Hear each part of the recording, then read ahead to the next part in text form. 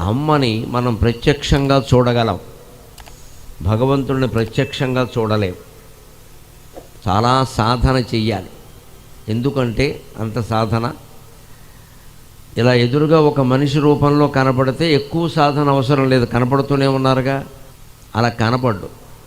ఎందుకు దేవుడు కనపడ్డు అంటే, ఎవరు దేవుడు కనపడాలని అనుకుంటున్నాడో వాడే దేవుడు, వాడికి ఆ విషయం తెలియట్లేదు. సమస్యది. మనం ఎవరినైనా వెతికి పట్టుకోగలం, కానీ మనల్ని మనం వెతికి పట్టుకోలేము. మన లోపాలు కూడా చూడండి, ఇతరుల్లో చాలా లోపాలు చూపిస్తాం, మనలో లోపాలు మనం చూసుకోం. భగవంతుడు నేను నేను అని ఎక్కడ శరీరంలో స్ఫురిస్తుందో ఆ నేను అన్నదే భగవంతుడు.